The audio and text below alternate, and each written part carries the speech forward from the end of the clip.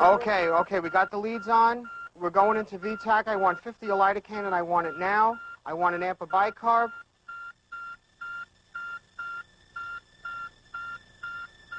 We're heading into VFib. I want 200 watt seconds on that defibrillator and I want it now. Let's go. Please. Hurry up, we're losing her. Clear the bed. Okay, clear. Still in VFib, 360 watt seconds, please. Clear the bed. 360. Come on, we're losing her. I want an amp of epi, an amp of calcium, an amp of bicarb. Start CPR. 1 and 2 and 3 and 4 and 5. 1 and 2 and 3 and 4 and bicarb. 1 and 2 and 3 We're and asystolic. 4 We're and losing her. I could see the doctors trying to revive me. I found myself carried through a long tunnel toward a radiant light. The light was a person. I have never felt so completely known, so completely loved. Hold compressions. We have a pulse. Yet I knew I had to return. We have a pulse. We're saving her. We're getting her back. I'm a nurse.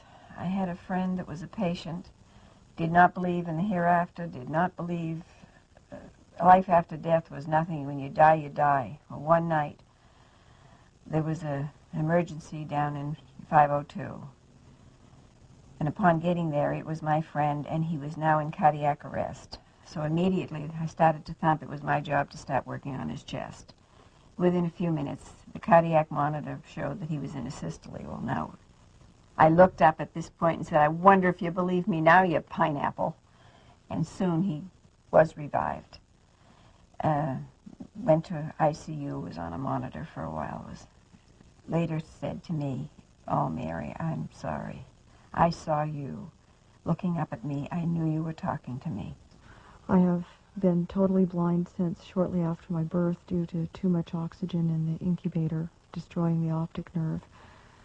And I had a clinical death experience February 2nd of 1973 in which I was able to see, and I went sailing up through the roof of the hospital, and then I saw lights out on the street and buildings and everything like that, and I was in essence cavorting through the air and really enjoying the liberty that I felt, because I'd never been able to get around like that before.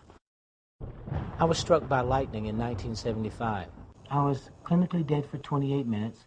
I was completely paralyzed for 6 days, partially paralyzed for 7 months. It took me 2 years to learn to walk and feed myself. I lost more than 70 pounds. While Daniel was in the light, he was shown on television screen light boxes the projected images of 117 future world events. As but one example, Daniel viewed a devastating explosion at a nuclear facility that took place in a desolate wintry forest. With eyes of spirit, he saw the word wormwood inexplicably appear on the screen and then just as quickly vanish. Only later did he discover that in the Russian language, the word for wormwood is Chernobyl. In the course of that, what I learned is this: you do not die. You not only do not die, there is a method and a process and a system by which you leave this world that is built of love. An example, Bruce Grayson did a study in the early 80s about people who attempted to commit suicide. A study of over 400 people over years. Those people who had attempted suicide and didn't have any form of the near-death experience went on to attempt it at least 3 to 6 more times until they succeeded. The people who had some form of the near-death experience never ever attempted to commit it again, because the system in itself tells you your greatness. It tells you your worth and your value. Rennell Wallace had a near-death experience as a result of her plane crashing in the mountains of Utah. Over 75% of her skin was burnt when the plane blew up.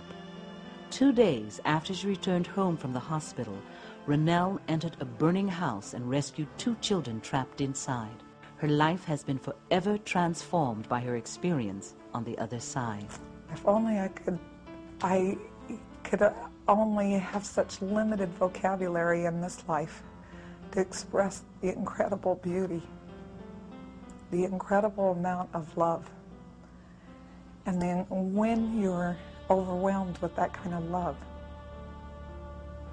you want so much to tell people here how wonderful that is. If people understood that, they would be able to release those who are holding on and wanting to go home.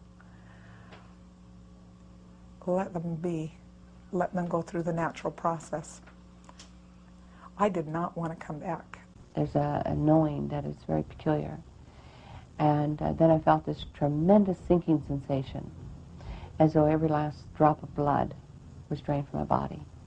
And then there was a pop, and my spirit came up out of my chest and rose up above my body.